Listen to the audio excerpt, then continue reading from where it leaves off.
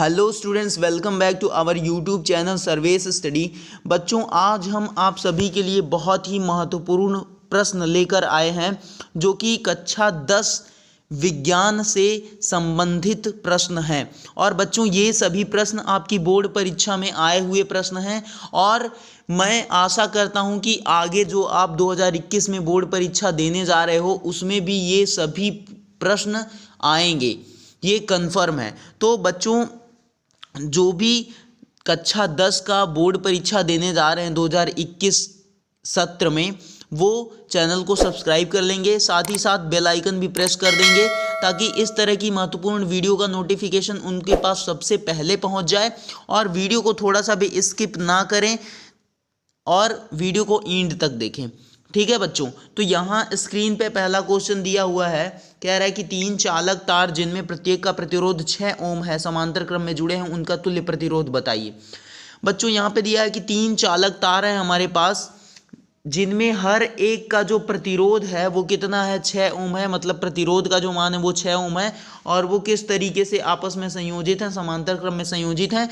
तो उनका तुल्य प्रतिरोध बताना है। बच्चों, आप सभी को पता होगा, अगर नहीं पता है तो हम बता रहे हैं कि जब हम प्रतिरोध मतलब कि चालकों को समांतर क्रम में संयोजित करते हैं तो उसके लिए हम कौन सा सूत्र यूज करते हैं? तुल्य प्रतिरोध निकालने के लिए हम यूज करते हैं 1/r बराबर 1/r1 plus 1/r2 plus 1/r3। ये सूत्र हम प्रयोग करते हैं। अब यहाँ पे हम r1 r2 r3 तीनों की वैल्यू रख देंगे, तीनों का मान रख देंगे। कितना दिया है? हर एक प्रतिरोध का जो मान है वो कितना दिया है? 6 ओम का दिया है, तो 1/6। और R2 भी हमारा 6 होगा, 1/6। और R3 भी हमारा 6 होगा, तो 1/6। ये तीनों का जो मान दिया है, तीनों चालकों के प्रतिरोधों का, वो 6 ओम दिया है, हमने ये रख दिया। और अगर अब हम इसको थोड़ा सा हल करेंगे तो ये आएगा हमारा 3/6। और यहाँ से ये 3 1 जा 3 और 3 2 जा 6, मतलब कि ये कितना आ गया? 1/2 आ गया। मतलब 1/r की जो वैल्यू आ रही है, जो 1/r का मान आ रहा है, हम यहाँ पे फिर से ले रहे हैं कि क्या आ रहा है। तो 1/r का जो मान निकल के आ रहा है वो कितना आ रहा है बच्चों? 1/2 आ रहा है। और अगर यहाँ से हम r तुल्य निकालेंगे, तुल्य प्रतिरोध निकालेंगे, तो ये कितना हो जाएगा? 2 आ जाएगा, 2 ओम का। तो बच्चों, यहाँ पे जो हमारा सही उत्तर होगा वो क्या होगा? तुल्य प्रतिरोध का जो मान आएगा, क्या कह रहे हैं बच्चों, हम ध्यान से सुनिए आप। तुल्य प्रतिरोध जो हमारा निकल के आएगा, अगर हम इसको R मान रहे हैं या R' मान रहे हैं, तो ये कितना आएगा हमारा? 2 ओम आएगा। ठीक है बच्चों, तुल्य प्रतिरोध जो यहाँ पे निकल के आ रहा है वो कितना आ रहा है? 2 ओम आ रहा है। ठीक है बच्चों, हम चलते हैं अपने अगले प्रश्न की तरफ। अगला प्रश्न स्क्रीन पे है बच्चों यहाँ पे कि वैद्युत सामर्थ्य को प्रतिरोध एवं विभवांतर के पदों में व्यक्त कीजिए। बहुत ही बढ़िया क्वेश्चन है बच्चों। हम बताते हैं क्या होगा। इसमें हमसे सूत्र पूछ रहा है, वैद्युत सामर्थ्य का सूत्र पूछ रहा है प्रतिरोध और विभवांतर के पदों में। तो बच्चों, वैद्युत सामर्थ्य क्या होता है? वैद्युत सामर्थ्य को हम कैपिटल P से प्रदर्शित करते हैं और इसका जो फॉर्मूला होता है, इसका जो सबसे पहला सूत्र होता है जहां से हमारा वैद्युत सामर्थ्य परिभाषित किया जाता है, वो होता है W/T। ठीक है बच्चों, और यहीं से हम विभवांतर और प्रतिरोध के पद में इसका मान निकालेंगे।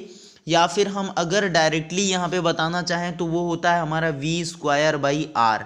मतलब कि जो हमारा वैद्युत सामर्थ्य का मान होता है प्रतिरोध और विभवांतर के पदों में, वो क्या होता है? P बराबर V²/R। ठीक है बच्चों, तो इसका जो आंसर है वो ये हो जाएगा V²/R, P बराबर V²/R। या अगर आप इसको निकालना चाहते हो बच्चों कि कैसे हम निकालें, आपका मन है कि आप अगर इसको सॉल्व करके निकालना चाहते हो, तो वो हम भी बता दे रहे हैं कि हमारा जो मेन सूत्र होता है वो होता है P बराबर W/T। और W बराबर क्या होता है बच्चों? आप याद करो कि जो हमने विभवांतर पढ़ाया था, तो विभवांतर के केस में क्या था? विभवांतर किसको कहते हैं कि हम किसी भी आवेश को एक बिंदु से दूसरे बिंदु तक ले जाने में जो कार्य करते हैं उसी को विभवांतर कहते हैं। तो W बराबर क्या होगा, V गुणते Q बटे T हो जाएगा। और Q बटे T जो है बच्चों ये क्या हो जाएगा हमारा, ये होता है हमारा धारा। ठीक है, तो V इंटू आई मतलब V गुणते I जो आ गया ये हमारा P का मान आ गया। अब I को हमको चेंज करना है, बदलना है किसमें, प्रतिरोध वाले। तो I यहाँ पे हम क्या रख देंगे, I बराबर क्या होता है V इंटू आई बराबर क्या हो जाएगा, V बटे R हो जाएगा। कैसे V बटे R होगा, ये हम ओम का जो नियम पढ़े थे वहाँ से V बटे R होता है, तो ये क्या आ जाएगा हमारा V स्क्वायर बाई R आ जाएगा। तो बच्चों यहाँ पे जो हमारा फाइनल मतलब कि जो अंततः हमारा सूत्र निकल के आ रहा है वैद्युत सामर्थ्य का, वो कितना आ रहा है, P बराबर V स्क्वायर बाई R आ रहा है। ठीक है, तो हम चलते हैं स्टूडेंट्स अपने अगले प्रश्न की तरफ। अगला प्रश्न यहाँ पे दिया है बच्चों, स्क्रीन पे आप देख पा रहे होगे, नहीं देख पा रहे होगे तो देख लीजिए। दिया है अगला प्रश्न कि अश्वशक्ति किसका मात्रक है, एक अश्वशक्ति में कितने वाट है। बच्चों आप सभी को पता है, नहीं पता है तो हम बता दे रहे हैं कि जो अश्वशक्ति है वो हमारा वैद्युत सामर्थ्य का मात्रक है। तो अश्वशक्ति किसका मात्रक है, वैद्युत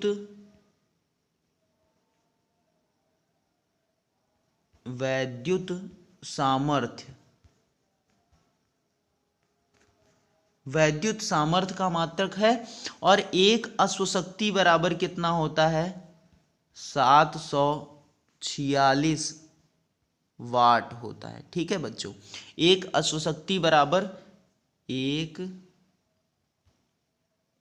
अश्वशक्ति बराबर कितना होता है, 746 वाट होता है। ठीक है, और ये अश्वशक्ति किसका मात्रक है, वैद्युत सामर्थ्य का। ठीक है, हम चलते हैं अपने अगले प्रश्न की तरफ। अगला प्रश्न यहाँ पे दिया हुआ है कि उदासीन विलयन का पीएच मान बताइए। बहुत ही अच्छा प्रश्न है बच्चों। उदासीन विलयन का जो पीएच मान होता है वो हमारा होता है 7। ठीक है बच्चों, और जो अम्लीय विलयन का पीएच मान होता है वो 7 से कम होता है, और जो क्षारीय विलयन का पीएच मान होता है वो 7 से ज़्यादा 14 के अंदर होता है। ठीक है बच्चों, अगला प्रश्न है हमारा, यहाँ पे स्क्रीन पे आप देख रहे होगी, उदासीनीकरण अभिक्रिया को उदाहरण सहित समझाइए। उदासीनीकरण अभिक्रिया क्या है बच्चों, आप सभी को पता होगा, नहीं पता है तो हम यहाँ पे बता रहे हैं कि उदासीनीकरण अभिक्रिया क्या होता है। उदासीनीकरण का मतलब होता है बच्चों की उदासीन हो जाना, उस पर किसी भी तरीके का आवेश न होना, ना ही उसमें धनावेश हो ना ही उस पर ऋणावेश हो। तो जब हमारा कोई भी अम्ल है, अम्ल जो है वो किसी क्षार से, ध्यान से समझिएगा बच्चों कि मैं क्या कह रहा हूँ, कि जब कोई भी हमारा अम्ल है वो किसी भी क्षार से अभिक्रिया करता है तो हमारा क्या बनाता है,